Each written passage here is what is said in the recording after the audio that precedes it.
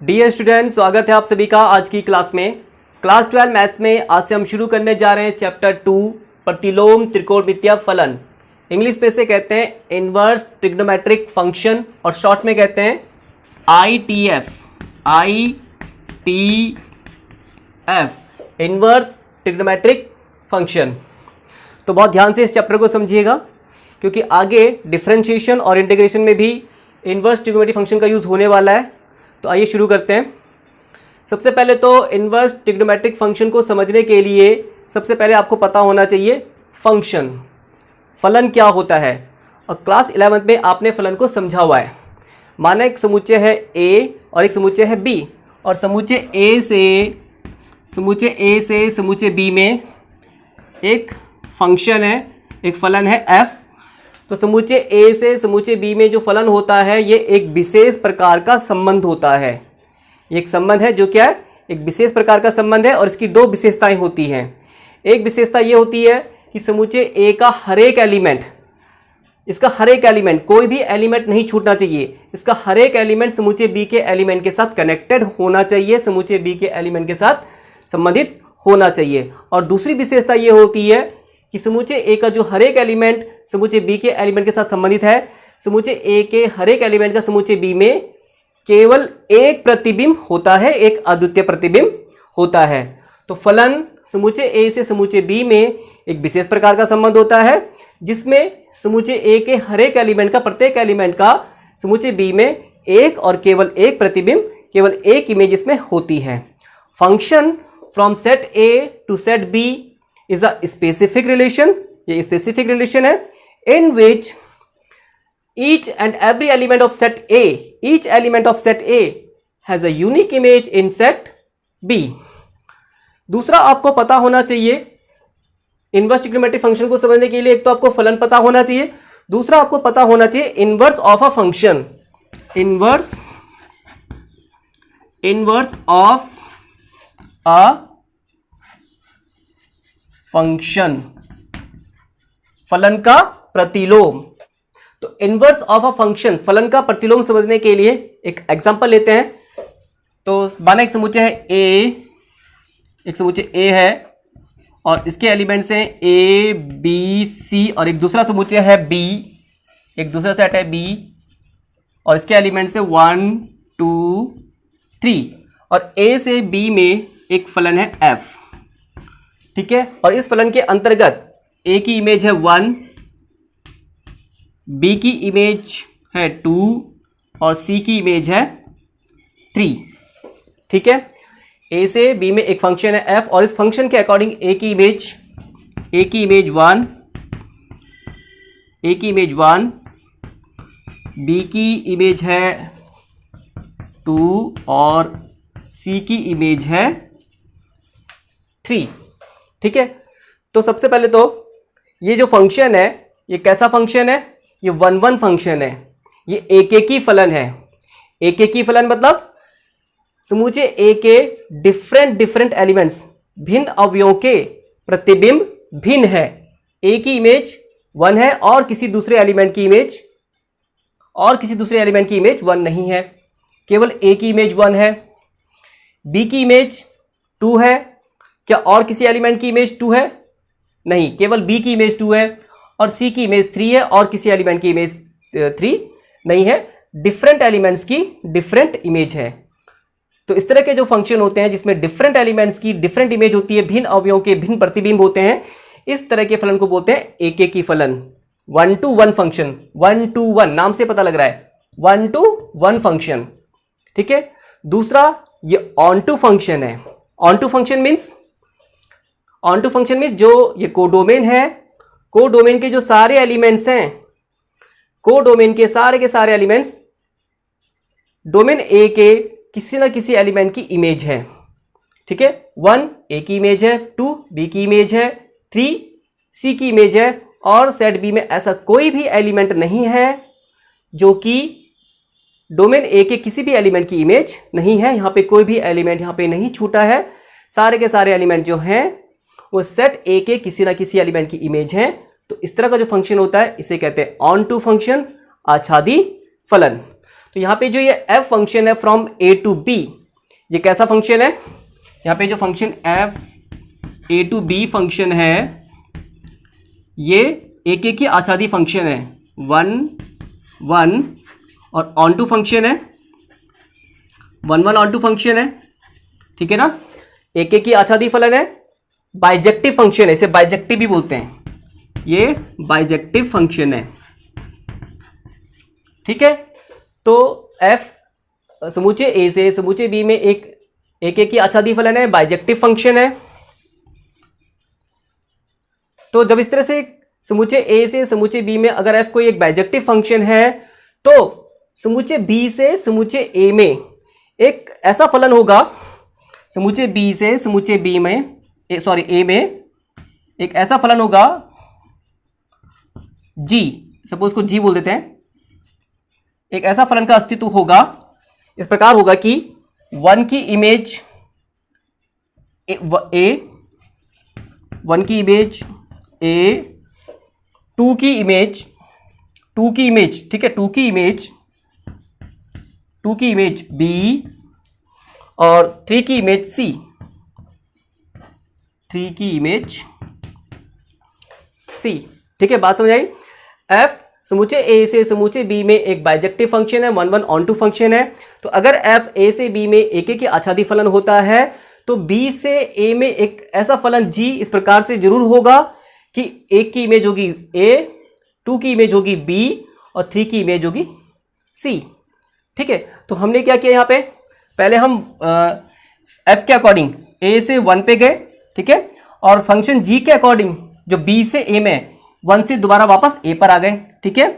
पहले b से 2, b की इमेज 2 और फिर g में 2 की इमेज b, पहले b से 2 पर गए और फिर वापस 2 से b में वापस आ गए, ठीक है। फिर f के अकॉर्डिंग c की इमेज 3 और b से a में जो फंक्शन है g, इसके अकॉर्डिंग 3 की इमेज c से पहले 3 पे गए, ठीक है, और 3 से वापस c पे वापस आ गए, ठीक है। तो यहां पे हम क्या कर रहे हैं, g में क्या हुआ, हम वापस आए a से 1 और फिर 1 से a पे वापस आए। तो ये इस तरह का जो फंक्शन होता है, इस तरह का जो फलन होता है इसे कहते हैं इनवर्स फंक्शन, ठीक है। ये f का उल्टा हुआ, उल्टा कैसे, हम a से पहले 1 पे गए थे और फिर वापस लौट के 1 से a पर वापस आ गए, ठीक है। तो ये इनवर्स फंक्शन हुआ।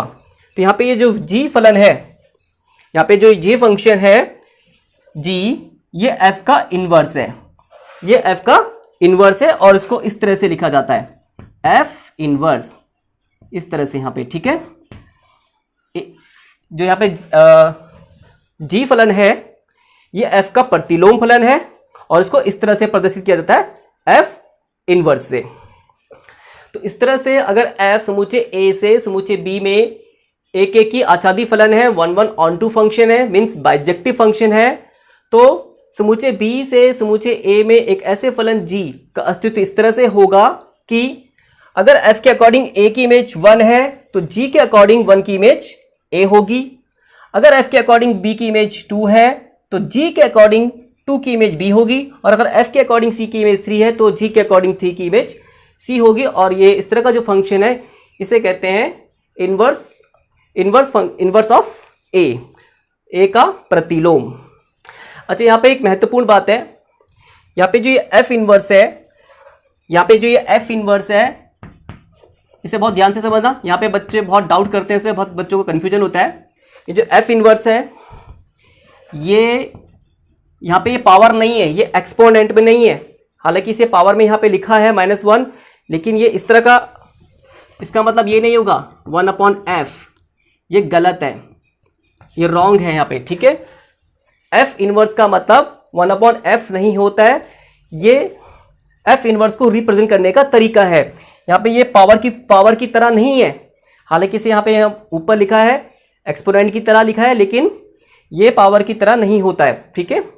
तो ये f जो इनवर्स है ये f इनवर्स का रिप्रेजेंटेशन है, ये इस तरह से 1/f नहीं होगा, ये गलत है, ठीक है। तो ये इस पे ध्यान दीजिएगा। अभी हमने समझा कि अगर f समूचे a से समूचे b में जो फंक्शन है वो 1 1 ऑन टू फंक्शन है, तो समूचे b से समूचे a में f के इन्वर्स का, f के प्रतिलोम का अस्तित्व होता है, f के इन्वर्स का एग्जिस्टेंस होता है। लेकिन अगर फलन 1 1 ऑन ना हो, एक एक की आच्छादी ना हो, तो क्या इसके प्रतिलोम का अस्तित्व होगा? तो इसे एग्जाम्पल से समझते हैं। माना एक समुच्चय है A,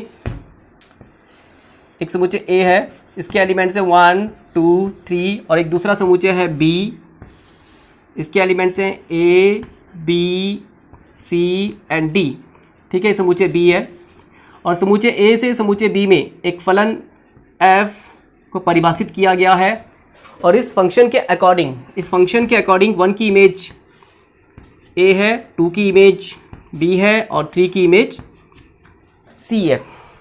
तो क्या, सबसे पहले तो देखिए जो फंक्शन है ये ऑन टू फंक्शन नहीं है, क्योंकि कोडोमेन B का जो एक एलिमेंट D है ये डोमेन A के किसी भी एलिमेंट से रिलेटेड नहीं है, ये किसी भी डोमेन A के किसी भी एलिमेंट की इमेज नहीं है। तो ये फंक्शन इनटू फंक्शन है, अंतःक्षेपी फलन है, ये ऑन टू फंक्शन नहीं है। तो क्या f के इन्वर्स का अस्तित्व होगा? तो माना अगर B से A में कोई संबंध है, और वो संबंध इस प्रकार से है कि A की इमेज है 1, A रिलेटेड है 1 से, B रिलेटेड है 2 से, और C रिलेटेड है 3 से, C की इमेज 3 है। तो यहाँ पे D की कोई इमेज नहीं आ रही है, D की कोई प्री इमेज नहीं आ रही है, D किसी से भी रिलेटेड नहीं है। और फंक्शन की डेफिनेशन के अकॉर्डिंग हम जानते हैं कि फलन किसी समुच्चय से, माना B से A में जो फलन होगा वो एक इस तरह का संबंध होता है कि इसका हर एक एलिमेंट, B का हर एक एलिमेंट A के किसी न किसी एलिमेंट से संबंधित होना चाहिए, उसे किसी न किसी एलिमेंट से रिलेटेड होना चाहिए। लेकिन यहाँ पे D किसी से भी रिलेटेड नहीं है, ठीक है ना। तो इस फंक्शन की डेफिनेशन के अकॉर्डिंग यहाँ पे D छूट रहा है, D किसी से भी रिलेटेड नहीं है, तो ये फलन नहीं है। ये जो संबंध है B से A में, जो इस प्रकार का संबंध होगा जिसमें A 1 से रिलेटेड है, B 2 से, और C 3 से रिलेटेड है, लेकिन D किसी से भी रिलेटेड नहीं है, तो ये फलन नहीं होगा। तो इस तरह से अगर कोई फंक्शन ऑन टू फंक्शन नहीं है, 1 1 फंक्शन है ये, पर ये ऑन टू फंक्शन नहीं है, तो अगर फंक्शन ऑन टू फंक्शन नहीं है तो यहाँ पे इसका इन्वर्स का एग्जिस्ट नहीं करेगा। ठीक है, एफ इन्वर्स यहाँ पे एग्जिस्ट नहीं करेगा, डज नॉट एग्जिस्ट। ठीक है, अगर फंक्शन ऑन टू फंक्शन नहीं है, ये इनटू फंक्शन है, तो यहाँ पे इसका इन्वर्स एग्जिस्ट नहीं करता है। ठीक है, अब दूसरी कंडीशन लेते हैं, अगर फंक्शन 1 1 ना हो, इसके लिए भी एक एग्जांपल लेते हैं। सपोज एक फंक्शन है a, इसके एलिमेंट्स हैं 1 2 3, और एक दूसरा सेट लेते हैं b, इसके एलिमेंट्स ले लेते हैं a और b, दो ही एलिमेंट्स इसमें ले लेते हैं, और a से b में एक फंक्शन को डिफाइन किया गया है f, और इस डेफिनेशन के अकॉर्डिंग a की 1 की इमेज है a, 2 की इमेज b, और 3 की इमेज भी b है। तो अब यहाँ पे देखते हैं क्या यहाँ पर f का इन्वर्स एग्जिस्ट करेगा या नहीं करेगा। तो अगर माना b से a में कोई रिलेशन इस तरह से है कि a की इमेज a 1 से रिलेटेड है, b 2 से रिलेटेड है, और b 3 से भी रिलेटेड है। ठीक है, तो फलन की परिभाषा के अनुसार, फंक्शन की डेफिनेशन के अकॉर्डिंग, डोमेन B के हर एक एलिमेंट, तो सारे एलिमेंट रिलेटेड है, ठीक है, कोई भी नहीं छूटा। दूसरी बात हर एक एलिमेंट की सेट A में क्या होनी चाहिए, यूनिक इमेज होनी चाहिए, एक प्रतिबिंब होना चाहिए। लेकिन यहाँ पे क्या है, यहाँ पे B की 2 इमेज है, यहाँ पे B की 2 इमेज आएगी 2 और 3। B यहाँ पे 2 एलिमेंट से रिलेटेड है 2 और 3। इट मीन्स ये जो रिलेशन है, ये रिलेशन फलन नहीं होगा, और क्योंकि ये फलन नहीं है, तो अगर फलन एक एक की नहीं है, ये फलन एक एक की नहीं है, ये 1 1 फंक्शन नहीं है, ये कैसा फंक्शन है, ये मैनी वन फंक्शन है। मैनी वन, दो या दो से ज़्यादा एलिमेंट की सेम इमेज आ रही है, 2 और 3 की सेम इमेज है। तो अगर फंक्शन मैनी वन फंक्शन है, ये ऑन टू फंक्शन है। ठीक है, ये ऑन टू है क्योंकि यहाँ पे कोई भी एलिमेंट नहीं छूटा है। ठीक है, तो अगर फंक्शन मैनी वन फंक्शन है तो इसके इन्वर्स का भी इन्वर्स एग्जिस्ट नहीं करता है, इसका भी इन्वर्स का एग्जिस्टेंस नहीं होता है। ठीक है, तो यहाँ पे भी इसका जो इन्वर्स है उसका अस्तित्व नहीं होगा, F inverse does not exist. इसका मतलब ये हुआ कि अगर फलन एक एक की या आच्छादक नहीं है तो उसके इन्वर्स का, उसके प्रतिलोम का अस्तित्व नहीं होता है। किसी फलन के प्रतिलोम का अस्तित्व तभी होता है अगर वो फलन कैसा हो, अगर वो फलन एक एक की आच्छादी हो, वो जो फंक्शन है वो 1 1 ऑन टू फंक्शन हो, वो बाइजेक्टिव फंक्शन हो। तो समुच्चय ए से समुच्चय बी में अगर कोई फंक्शन 1 1 ऑन टू फंक्शन होता है, बाइजेक्टिव फंक्शन होता है, तो ही उसके इन्वर्स, उसका जो इन्वर्स होता है वो एग्जिस्ट करता है और वो फंक्शन इन्वर्टिबल होता है। A function from set A to set B is invertible if it is bijective function, if it is bijective means 1 1 onto function. अब हम समझेंगे प्रतिलोम त्रिकोणमितीय फलन को, त्रिकोणमितीय फलन के प्रतिलोम को। इनवर्स ट्रिग्नोमेट्रिक फंक्शन, जो ट्रिग्नोमेट्रिक फंक्शन हमने क्लास 11 में पढ़े थे, उस ट्रिग्नोमेट्रिक फंक्शन के इनवर्स को। और क्लास 11 में हमने जो ट्रिग्नोमेट्रिक फंक्शन पढ़े हैं वो हैं sine x, cos x, tan x, cosec x, cosec x, sec x and cot x, cot x. अब हम इनके इनवर्स को पढ़ेंगे। अब हम पढ़ेंगे sine inverse x, cos inverse x, tan inverse x, cosec inverse x, cosec inverse x, sec inverse x and cot inverse x. और अभी हमने पढ़ा कि किसी भी फलन का जो प्रतिलोम होता है वो तभी, उसके प्रतिलोम का अस्तित्व तभी होता है अगर फलन कैसा हो, अगर फलन एक एक की आच्छादक फलन हो। अगर फलन कैसा हो, अगर फंक्शन 1 1 ऑन टू फंक्शन हो तो ही उसका इन्वर्स एग्जिस्ट करता है। तो अभी हम यहाँ देखेंगे कि क्या ये जो त्रिकोणमितीय फलन है, ये जो ट्रिग्नोमेट्रिक फंक्शन है, क्या इनका जो इन्वर्स है वो एग्जिस्ट करेगा। तो एक एग्जांपल यहाँ पे ले लेते हैं। पहले साइन एक्स से इसको समझ लेते हैं। ठीक है, साइन जो ट्रिग्नोमेट्रिक फंक्शन साइन है इससे समझ लेते हैं। तो साइन का फंक्शन लेते हैं, साइन वाला फंक्शन लेंगे f of x equal to sine x. Sine x इसका डोमेन हम लेंगे रियल नंबर और को डोमेन भी real number to real number. तो अब हमें देखना है कि क्या ये फंक्शन इन्वर्टिबल है, क्या इसका इन्वर्स का एग्जिस्टेंस है। तो इसके इन्वर्स का एग्जिस्टेंस होगा अगर ये फंक्शन कैसा होगा, अगर ये फंक्शन 1 1 ऑन टू फंक्शन होगा, बाइजेक्टिव फंक्शन होगा। तो हमें देखना है कि क्या ये function 1 1 onto bijective function है या नहीं है। तो इसके लिए पहले इसका ग्राफ देखते हैं। ग्राफ आपने समझा हुआ है क्लास 11 में इसका। तो पहले यहाँ पे इसका ग्राफ बना लेते हैं। इसका यहाँ पे ग्राफ बनाएंगे हम। ठीक है,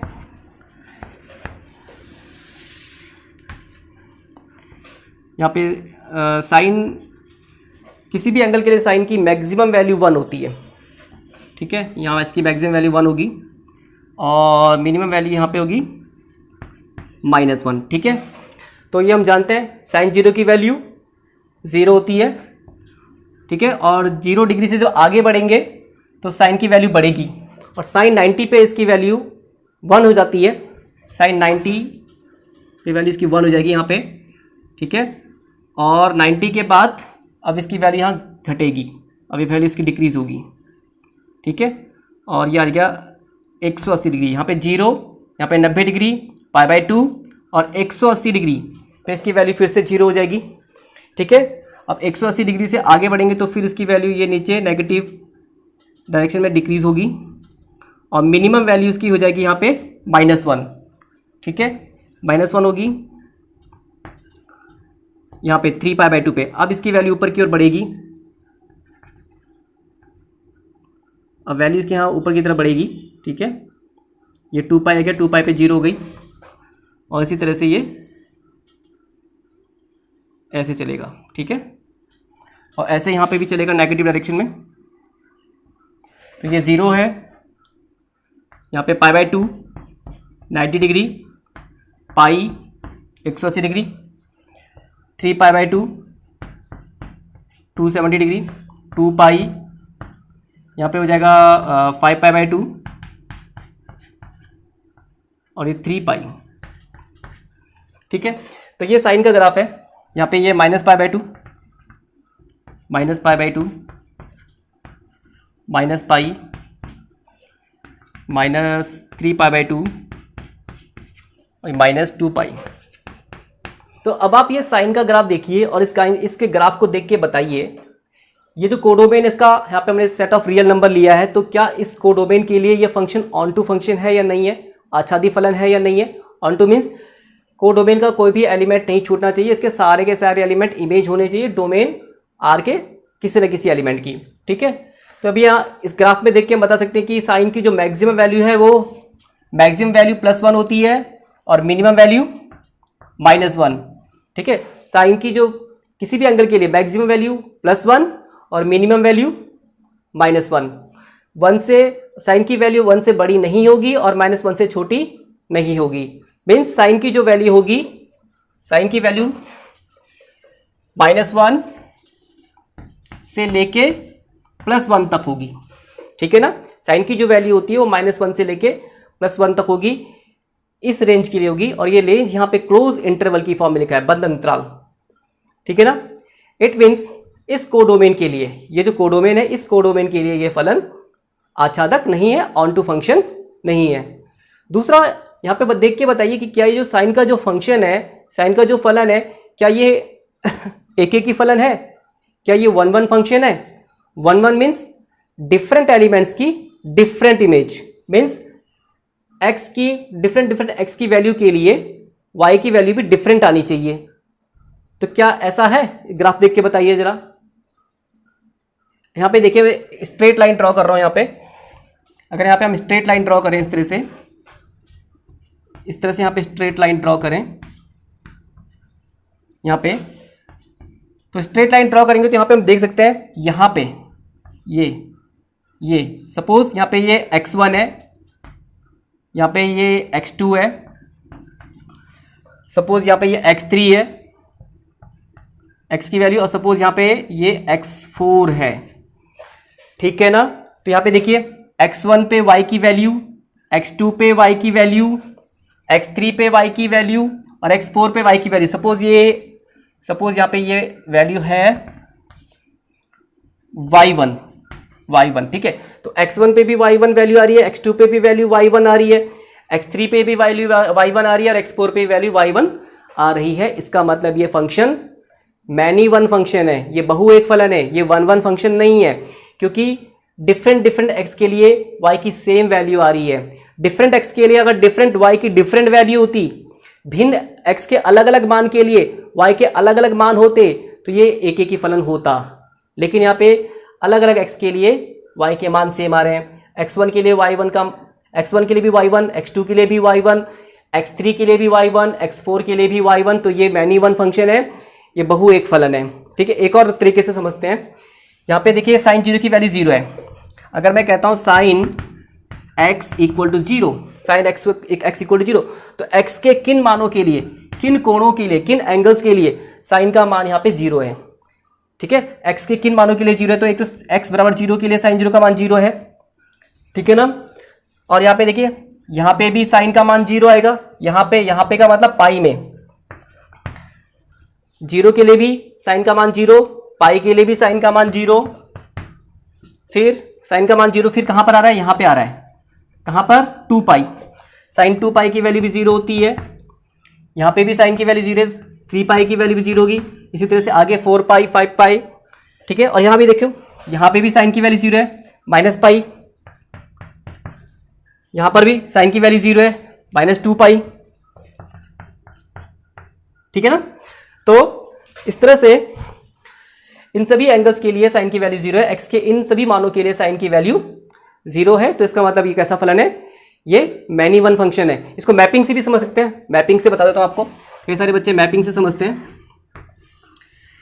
ठीक है, यहाँ पे ये 0 ले लेते हैं, तो 0 पाई 2 पाई 3 पाई 4 पाई, साइन 0 की वैल्यू भी 0, पाई की वैल्यू भी 0, 2 पाई की वैल्यू भी 0, 3 पाई की वैल्यू भी 0, 4 पाई की वैल्यू भी 0। तो ये कैसा फंक्शन है, मैनी वन, दो से ज़्यादा एलिमेंट्स की सेम इमेज आ रही है। ठीक है, तो इसका मतलब जो साइन का फलन है ना, तो ये इस डोमेन और इस कोडोमेन की बात कर रहे हैं हम। डोमेन यहाँ पे हमने लिया सेट ऑफ रियल नंबर और कोडोमेन लिया सेट ऑफ रियल नंबर। तो इस डोमेन और कोडोमेन के लिए यहाँ पे जो साइन का फलन है, ये ना तो एक ही है और ना आच्छादक है। Sine is neither 1 1 nor onto for domain set of real number और for codomain set of real number. ठीक है, तो ये एक एक की आच्छादी फलन नहीं है, और क्योंकि साइन एक एक की आच्छादी फलन नहीं है, ये 1 1 ऑन टू फंक्शन नहीं है, ये बाइजेक्टिव फंक्शन नहीं है, तो इसका मतलब यहाँ पे इसका इन्वर्स का एग्जिस्टेंस नहीं होगा, यहाँ पे इसका इन्वर्स एग्जिस्ट नहीं करेगा। लेकिन हम यहाँ क्या पढ़ रहे हैं, हम पढ़ रहे हैं इन्वर्स ट्रिग्नोमेट्रिक फंक्शन, प्रतिलोम त्रिकोणमितीय फलन। तो फिर कैसे हम यहाँ पे इसका प्रतिलोम ज्ञात करेंगे, किस तरह से हम इसका इन्वर्स निकाल सकते हैं? तो साइन का इन्वर्स निकालने के लिए साइन इस डोमेन के लिए 1 1 नहीं है और इस कोडोमेन के लिए ऑन टू नहीं है, ये 1 1 ऑन टू फंक्शन नहीं है।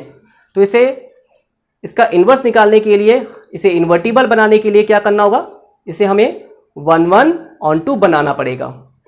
ठीक है ना, इसे 1 1 ऑन टू बनाना पड़ेगा। और ये 1 1 ऑन टू कैसे बनेगा, तो इसे समझ लेते हैं। अब हम साइन के फंक्शन को 1 1 ऑन टू बनाएंगे, और 1 1 ऑन टू बनाने के लिए क्या करना होगा, 1 1 ऑन टू बनाने के लिए हम यहाँ पे इसके डोमेन और कोडोमेन को चेंज करेंगे। ठीक है, जो साइन का फंक्शन है इसके लिए रेंज होती है -1 से 1 तक के रियल नंबर। अभी हमने देखा मैक्सिमम वैल्यू 1 होती है और मिनिमम वैल्यू -1 होती है, और उसके बीच के रियल नंबर्स होते हैं। ठीक है, तो इसकी रेंज होती है -1 से लेके 1 तक के रियल नंबर्स। ये क्लोज इंटरवल की फॉर्म में इसे लिखा गया है, ये इसकी रेंज है। तो अगर हम इसके अगर इसका कोडोमेन हम ये रेंज ले लें, इसके रेंज को कोडोमेन बना दें। ठीक है, क्या करता हमने यहाँ पे, जिसका रेंज है इसे कोडोमेन ले लिया है, ये साइन का फंक्शन है। अब यहाँ पे डोमेन में चेंज करेंगे। ठीक है, कोडोमेन में चेंज कर दिया है, अब ये ऑन टू फंक्शन हो गया है। ऑन टू कैसे हो गया, ऑन टू इसलिए हो गया क्योंकि हमने यहाँ पे जो रेंज ली है -1 से लेके 1 तक के सारे रियल नंबर, -1 से लेके 1 तक के सारे रियल नंबर जो हैं वो किसी ना किसी x का प्रतिबिंब है, किसी ना किसी x की इमेज है, किसी ना किसी x के लिए साइन की वैल्यू है। -1 से लेके 1 तक के रियल नंबर, तो ये ऑन टू फंक्शन बन गया। ठीक है, अब इसे 1 1 बनाना है, और 1 1 बनाने के लिए चेंज करेंगे डोमेन में। ठीक है, तो डोमेन में कैसे चेंज करेंगे, देखो यहाँ पे डोमेन में चेंज करने के लिए, अगर हम डोमेन में चेंज करने के लिए क्या करना होगा, डोमेन को छोटा करना होगा। जैसे हमने यहाँ पे कोडोमेन को छोटा कर दिया, ठीक है ना, इसी तरह से यहाँ पे डोमेन को भी छोटा करना होगा। डोमेन को रेस्ट्रिक्ट कर देंगे, इसके डोमेन को सीमित कर देंगे। ठीक है, तो वो कैसे होगा, तो अगर यहाँ पे हम इसके डोमेन को 0 से लेके पाई तक लेते हैं, 0 से लेके पाई तक, तो क्या 0 से लेके पाई तक लेने पे ये 1 1 बन रहा है, क्या ये 1 1 बन रहा है? नहीं बनेगा। जैसे मैंने आपको बताया था, यहाँ पे हम हॉरिजॉन्टल लाइन लें तो यहाँ के लिए और यहाँ के लिए, ठीक है, अलग अलग x की वैल्यू y की सेम वैल्यू आएगी। अगर हम यहाँ पे इस तरह से हॉरिजॉन्टल लाइन ड्रॉ करें, यहाँ पे x1 के लिए वैल्यू और यहाँ पे x2 के लिए वैल्यू, ठीक है, दोनों के लिए y की वैल्यू सेम आएगी, तो ये 1 1 फंक्शन नहीं है, ये मैनी वन फंक्शन होगा। तो 0 से पाई नहीं लेना है। ठीक है, 0 से पाई नहीं लेंगे, हम यहाँ पे लेंगे यहाँ से -π/2 से लेके π/2 तक, ये लेंगे यहाँ पे इस तरह से। ठीक है, अगर हम इतना डोमेन ले लें -π/2 से लेके π/2 तक, -π/2 से लेके π/2 तक, ठीक है, हमने इसके डोमेन को क्या कर दिया, रेस्ट्रिक्ट कर दिया, इसमें रेस्ट्रिक्शन लगा दी है, इसको सीमित कर दिया, छोटा कर दिया है। कहाँ से कहाँ तक, -π/2 से लेके π/2 तक, -π/2 से लेके π/2 तक, यहाँ तक। तो अब यहाँ पे हम देखेंगे ये ग्राफ ऊपर की ओर जा रहे हैं, है ना, ये इस तरह से। तो यहाँ पे हम देख सकते हैं x की अलग अलग वैल्यू के लिए हमें y की अलग अलग वैल्यू मिल रही है, x की अलग अलग वैल्यू के लिए y की अलग अलग वैल्यू मिल रही है। तो डिफरेंट x की डिफरेंट वैल्यू के लिए y की डिफरेंट वैल्यू आ रही है। डोमेन इसके हर एक एलिमेंट की डिफरेंट इमेज आ रही है, डिफरेंट एलिमेंट की डिफरेंट इमेज आ रही है। तो कैसा फलन हुआ, एक एक की फलन हुआ। कैसा फंक्शन है, 1 1 फंक्शन है। तो जब हम इसके डोमेन को रेस्ट्रिक्ट करके, इसको सीमित करके -π/2 से π/2 तक लेंगे, तो ये 1 1 बन जाएगा। और कोडोमेन हमने क्या कर दिया, जिसका रेंज है इसको कोडोमेन बना दिया है, तो ये ऑन टू भी हो गया है। तो इस तरह से ये 1 1 ऑन टू फंक्शन बन जाएगा। और जब ये 1 1 ऑन टू फंक्शन हो गया, तो यहाँ पे इसका इन्वर्स हम निकाल सकते हैं, यहाँ पे इसका इन्वर्स एग्जिस्ट करेगा। ठीक है, लेकिन अगर आप बच्चे यहाँ पे ध्यान से देखेंगे और कुछ बच्चे जो यहाँ पे दिमाग लगा रहे होंगे तो वो ये सोच रहे होंगे कि हमने -π/2 से π/2 तक ही क्यों किया है। वो ऐसा भी पूछ सकते हैं, ऐसा सोच सकते हैं कि यहाँ से भी तो होगा। ये देखिए π/2 से लेके ये 3π/2, यहाँ से लेके यहाँ तक, ठीक है ना, π/2 से लेके 3π/2 तक। तो यहाँ पे भी तो ये 1 आ रहा है, ठीक है। अगर हम π/2 से 3π/2 तक लेंगे तब भी ये 1 ऑन टू फंक्शन बनेगा और यहाँ पे इसका भी इन्वर्स जो है एग्जिस्ट करेगा। इसी तरह से यहाँ तक भी कर सकते हैं, -π/2 से लेके -3π/2 तक, ठीक है ना। तो क्या क्या हमने यहाँ पे लिया, -π/2 से लेके π/2, ठीक है। और कुछ बच्चे कह सकते हैं कि ये भी तो ले सकते थे, π/2 से लेके 3π/2। जो बच्चे यहाँ पे दिमाग लगाएंगे वो इतना सोच सकते हैं कि इसे भी लिया जा सकता था मैनी 1 बनाने के लिए, सॉरी 1 बनाने के लिए। ये भी लिया जा सकता है -π/2 से लेके -3π/2 से लेके -π/2, ठीक है। और इसी तरह से 3π/2 से लेके 5π/2 ये भी लिया जा सकता है यहाँ तक, इसके लिए भी ये 1 आएगा, ठीक है। तो लिया जा सकता है, ले सकते हैं आप इस तरह से। तो अलग अलग लोग अलग अलग इस तरह से यहाँ पे इसका डोमेन ले सकते हैं, ठीक है। तो सबके डिफरेंट इन्वर्स आएंगे, डिफरेंट इसके आंसर आएंगे, ठीक है।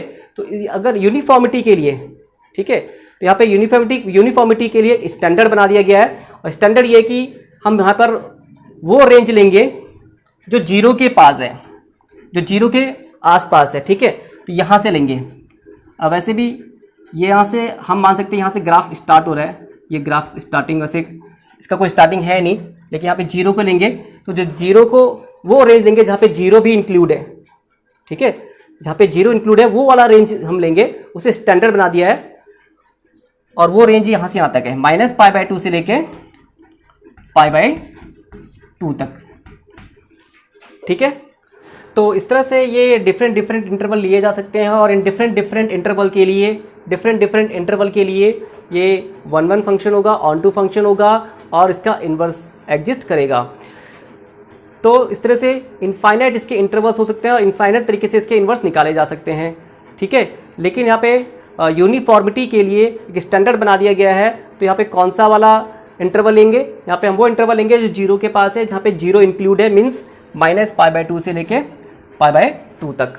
तो अगर हमें फंक्शन में इस तरह का इंटरवल डिफाइन नहीं किया गया है, इस तरह का इंटरवल नहीं दिया है, अगर नहीं दिया है तो हम ये वाला इंटरवल ही लेंगे, -π/2 से लेके π/2 तक, ठीक है। ये वाला इंटरवल ही लेंगे अगर हमें ये इंटरवल ना दिया गया हो, ठीक है।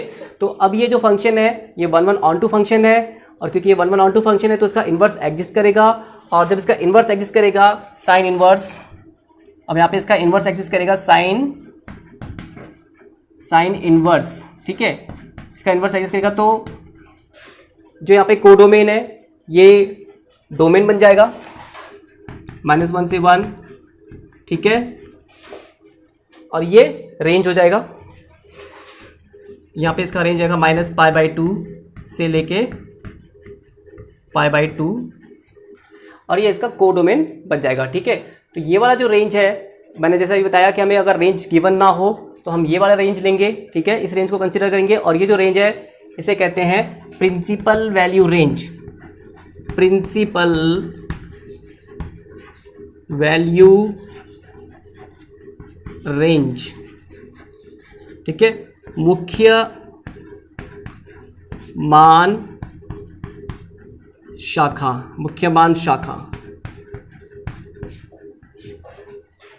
ठीक है। तो इस तरह से हम साइन का इन्वर्स निकाल सकते हैं। कैसे? डोमेन को रेस्ट्रिक्ट करके, इसको सीमित करके। यहाँ पे डोमेन हमने क्या लिया, -π/2 से लेके π/2 तक। तो अभी हमने देखा कि जो फंक्शन साइन होता है ये अपने ओरिजिनल डोमेन और को डोमेन में, अपने ओरिजिनल डोमेन में ये 1 ऑन टू नहीं होता है, तो इसलिए ये इन्वर्टिबल नहीं होता है। यहाँ पे इसका इन्वर्स एग्जिस्ट नहीं करता है। तो अगर हम इसके डोमेन को और को डोमेन को रेस्ट्रिक्ट कर दें, सीमित कर दें, डोमेन अगर इसका ले लें -π/2 से लेके π/2 और कोडोमेन यहाँ पे -1 से लेके 1 तक, तो ये 1 1 ऑन 2 बन जाता है। और जब ये 1 1 ऑन 2 जाता है तो यहाँ पे इसका इन्वर्स एग्जिस्ट करता है। और अब इसका जो इन्वर्स होगा, क्योंकि ये 1 1 ऑन 2 फंक्शन है, तो यहाँ पे इसका इन्वर्स एग्जिस्ट करेगा और इसका जो इन्वर्स होगा साइन इन्वर्स ये डोमेन बन जाएगा। रेंज जो कोडोमेन होता है वो डोमेन बन जाता है इन्वर्स के लिए, ठीक है। और ये इसका कोडोमेन बन जाएगा, ठीक है। इसे कहते हैं principal value range. Principal value range, हमें ये वाली रेंज लेनी है, ठीक है। अगर हमें रेंज डिफाइन की गई है, हमें रेंज गिवन है, तो हम वो रेंज लेंगे। वो हो सकती है π/2 से 3π/2 या और भी कोई रेंज हो सकती है। लेकिन अगर हमें रेंज कोई गिवन ना हो तो हम यही रेंज लेते हैं और इसे कहते हैं प्रिंसिपल वैल्यू रेंज, ठीक है। तो अगर हमें इन्वर्स निकालना है, साइन इन्वर्स x निकालना है, हमें साइन इन्वर्स x पूछा है, तो ये जो साइन इन्वर्स है, ये साइन इन्वर्स x क्या है? ये साइन इन्वर्स x क्या है? ये साइन इन्वर्स x एक एंगल है। साइन इन्वर्स x क्या है? साइन इन्वर्स x एक एंगल है, एक कोण है। तो साइन इन्वर्स x मीन्स हमें एक कोण ज्ञात करना है जिस कोण के लिए साइन का मान x होता है, ठीक है। और वो कोण कहाँ पर होगा? अगर हमें रेंज नहीं दी है तो वो कोण होगा -π/2 से π/2 के बीच में, या -π/2 से लेके π/2 तक होगा, ठीक है। तो जब हमें साइन इन्वर्स x पूछा होगा तो हम एंगल निकालेंगे, कोण निकालेंगे, और वो कोण जो होगा वो इस रेंज में होगा, ठीक है ना।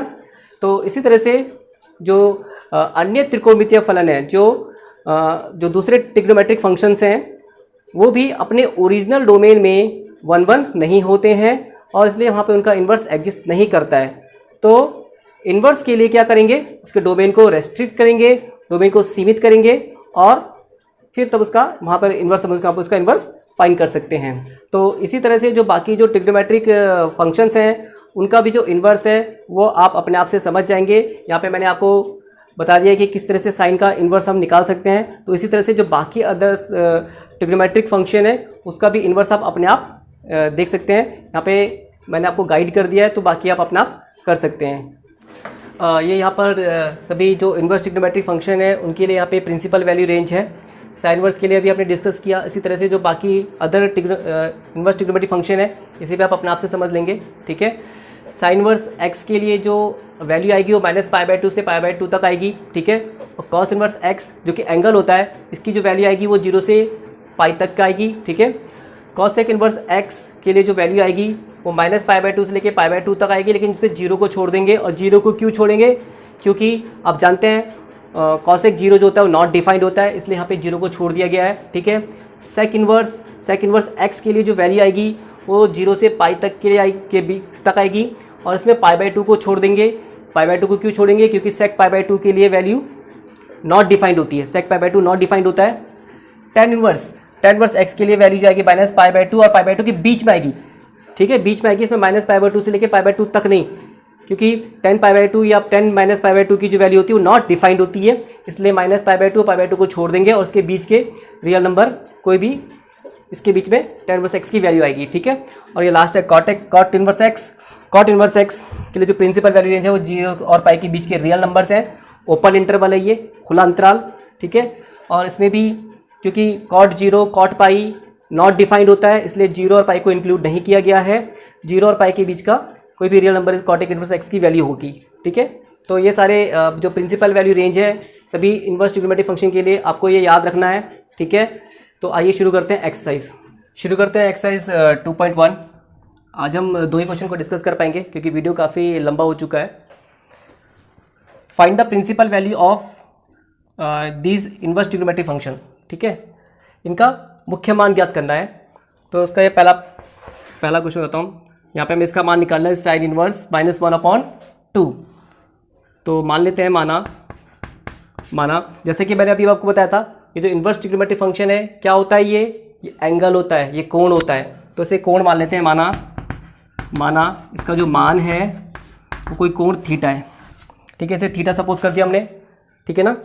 तो ये हो जाएगा -1/2 is equal to sine theta, ठीक है। साइन थीटा का मान यहाँ पे आ गया साइन थीटा का मान आ गया है -1/2 sine theta is equal to -1/2। तो ऐसा कौन सा कोण है जिसके लिए साइन की वैल्यू 1/2 होती है? ऐसा कौन सा एक्यूट एंगल है? ठीक है, न्यून कोण जिसका मान 1/2 होता है। साइन 30 की वैल्यू होती है साइन π/6। साइन 30 की वैल्यू 1/2 होती है। ठीक है, अब यहाँ पे देखिए साइन की वैल्यू नेगेटिव है। ठीक है, और साइन के लिए, साइन वर्स के लिए अभी हमने देखा जो प्रिंसिपल रेंज है, प्रिंसिपल वैल्यू रेंज है साइन वर्स के लिए, प्रिंसिपल वैल्यू रेंज होती है यहाँ से -π/2, ये -π हो गया, -π/2 0 π/2। ठीक है, और पाई -π/2 से π/2 के बीच में होता है, -π/2 और π/2 के बीच में यहाँ से यहाँ तक होगा। ठीक है, और यहाँ पे वैल्यू नेगेटिव है। ये फर्स्ट क्वाड्रेंट है, फर्स्ट क्वाड्रेंट में साइन की वैल्यू पॉजिटिव, सब सारे टी रेशियो की वैल्यू पॉजिटिव होती है ना। फर्स्ट क्वाड्रेंट में सारे टी रेशियो पॉजिटिव होते हैं, और यहाँ पे साइन की वैल्यू नेगेटिव है। इट मींस साइन की वैल्यू नेगेटिव कहाँ पर होगी? यहाँ पर होगी।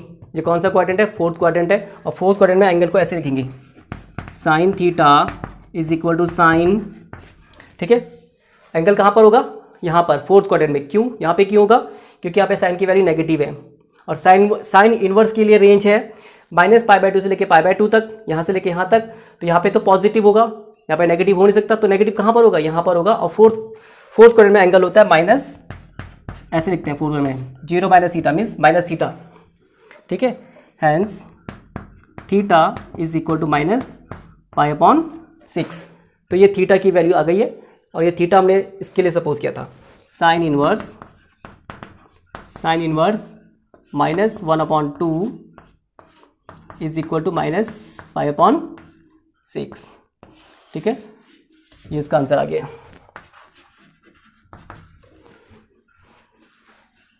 नेक्स्ट ये क्वेश्चन नंबर 2 को डिस्कस करते हैं। क्वेश्चन नंबर 2, यहाँ पे हमें कॉस इनवर्स √3/2 की प्रिंसिपल वैल्यू निकालनी है। तो सपोज कर लेते हैं, माना कॉस इनवर्स √3/2 की जो वैल्यू है ये थीटा है। जैसा कि मैंने आपको बताया कि ये क्या होता है? एंगल होता है। हमें देखना है कि किस एंगल के लिए, किस कोण के लिए कॉस की वैल्यू √3/2 होती है। ठीक है, तो ये हो जाएगा cos theta is equal to √3/2, ऐसे हो जाएगा ना। Cos inverse √3/2 is equal to theta, ये हमने सपोज किया है। Hence cos theta is equal to √3/2। अब ऐसा कौन सा एक्यूट एंगल, ऐसा कौन सा न्यून कोण है जिसके लिए कॉस की वैल्यू √3/2 होती है? ये है कॉस 30 की वैल्यू √3/2 होती है ना, π/6, रेडियन में π/6 होगा। कॉस 30 की वैल्यू √3/2 होती है। तो यहाँ पे तो कॉस की वैल्यू पॉजिटिव है, और कॉस इनवर्स के लिए रेंज होती है 0 से π, 0 से π होती है इसकी रेंज। ठीक है, 0 से π देखेंगे क्वाड्रेंट में कहाँ पर आता है ये 0 से π। तो क्वाड्रेंट में देखेंगे 0 π/2 π, 0 से π मीन्स एंगल कहाँ होगा? या तो फर्स्ट क्वाड्रेंट में होगा या फिर सेकंड क्वाड्रेंट में होगा। और क्योंकि यहाँ पे इसकी वैल्यू क्या है? पॉजिटिव है, और हम जानते हैं कि फर्स्ट क्वाड्रेंट में सारे के सारे टी रेशियो पॉजिटिव होते हैं। तो ये जो वैल्यू होगी कहाँ होगी? फर्स्ट क्वाड्रेंट में ही होगी। और अगर ये वैल्यू नेगेटिव होता, तो ये एंगल कहाँ पर होता? ये एंगल यहाँ होता, सेकंड क्वाड्रेंट में। ठीक है ना, क्योंकि सेकंड क्वाड्रेंट में कॉस की वैल्यू नेगेटिव होती है, और कॉस इनवर्स के लिए रेंज है 0 से π, तो हम 0 से π के बीच में ही देखेंगे। ऐसा नहीं कि हम यहाँ पे तीसरे क्वाड्रेंट में देखने लग गए। ठीक है, तो अगर यहाँ पे नेगेटिव होता, तो हम कहाँ देखते? हम ये सेकंड क्वाड्रेंट में देखते, सेकंड में देखेंगे, क्योंकि रेंज क्या? 0 से π, तो 0 से π के बीच में ही देखेंगे। तो यहाँ पर तो वैल्यू पॉजिटिव है, कहाँ पर होगा? फर्स्ट क्वाड्रेंट में, और फर्स्ट क्वाड्रेंट में एंगल यही होगा π/6। Hence theta is equal to π/6, और थीटा यहाँ पे हमने सपोज किया था cos inverse √3/2 is equal to π/6। ये इसका आंसर आ चुका है। ठीक है, तो बाकी क्वेश्चन हम इसके नेक्स्ट क्लास में डिस्कस करेंगे। ठीक है।